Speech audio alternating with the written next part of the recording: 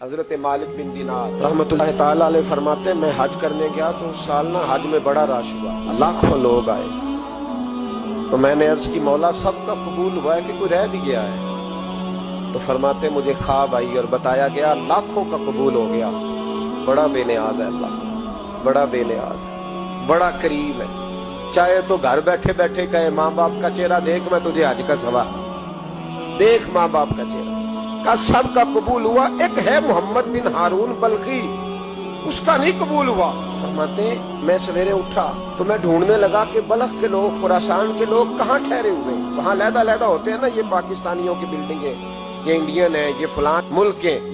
تو کہتے میں ڈھونڈتے ڈھونڈتے پہنچا تو میں نے بلخ کے لوگوں کو پا لیا. میں نے پوچھا تم میں محمد بن ہارون بلخی کون ہے؟ تو لوگ کہنے لگے وہ تو بڑا نیک آدمی ہے،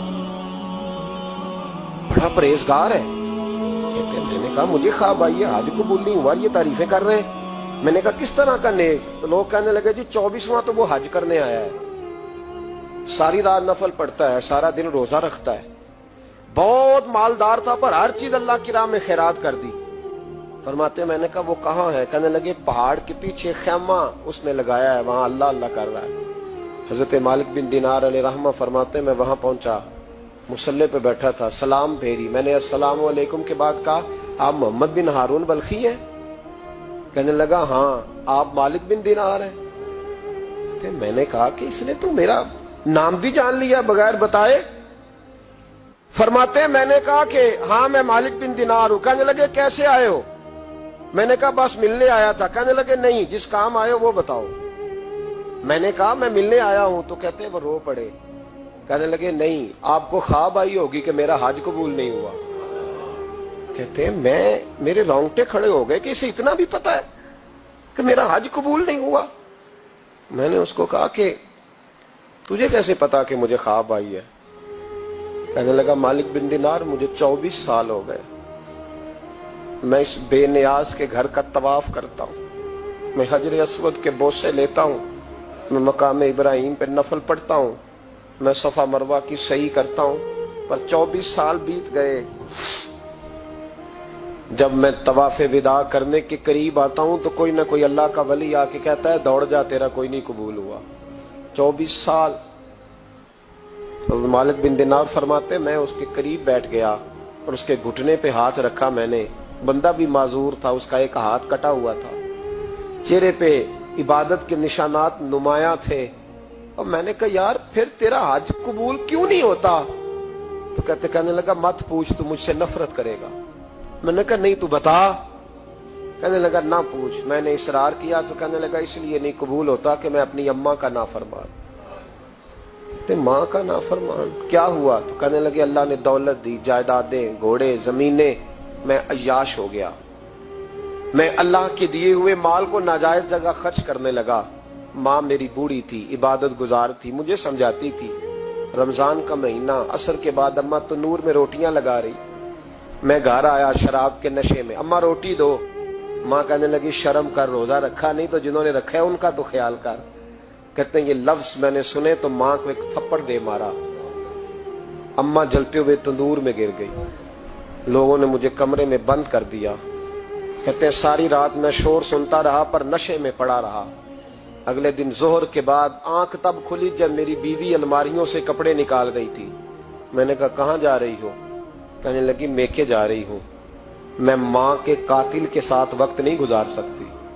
میں نے کہا ماں قتل ہو گئی؟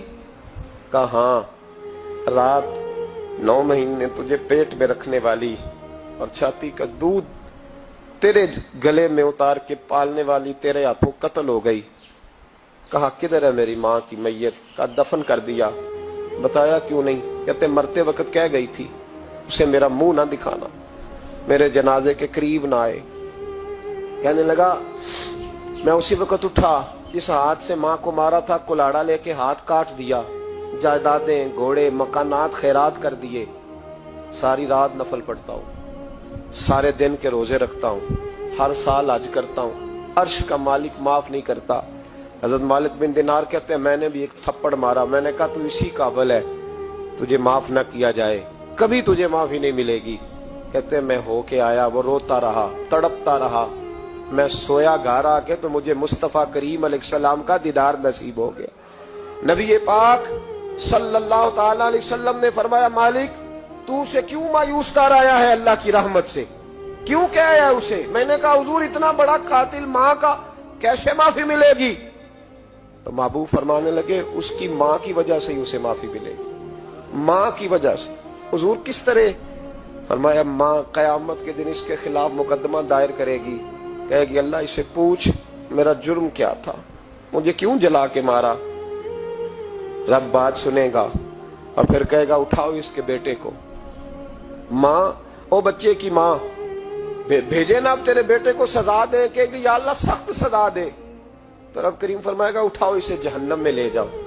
مصطفیٰ کریم فرمانے لگے جب زنجیریں ڈال کے فرشتے دوزخ کی طرف لے جا رہے ہوں گے نا تو پلٹ کے ماں کی طرف دیکھے گا، تھوڑا پھر آگے بڑھیں گے تو پھر دیکھے گا، پھر دوزخ کے قریب جائیں پھر دیکھے گا اور کہے گا اماں جی مجھے جلائیں گے، مجھے تکلیف ہوگی، زندگی میں جب درد ہوتا تھا تیرا نام میری زبان پہ آتا تھا، اماں مارنے لگے ہیں مجھے، جلائیں گے۔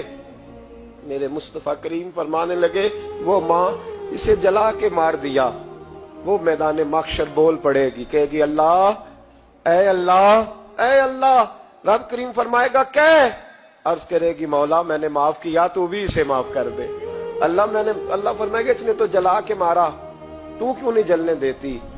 حالانکہ اللہ سب جانتا ہے، کہے گی مولا میں تو ماں ہوں نا، کیسے موقع دوں؟ تو میرے محبوب فرمانے لگے مالک اللہ اسے اس کی ماں کی وجہ سے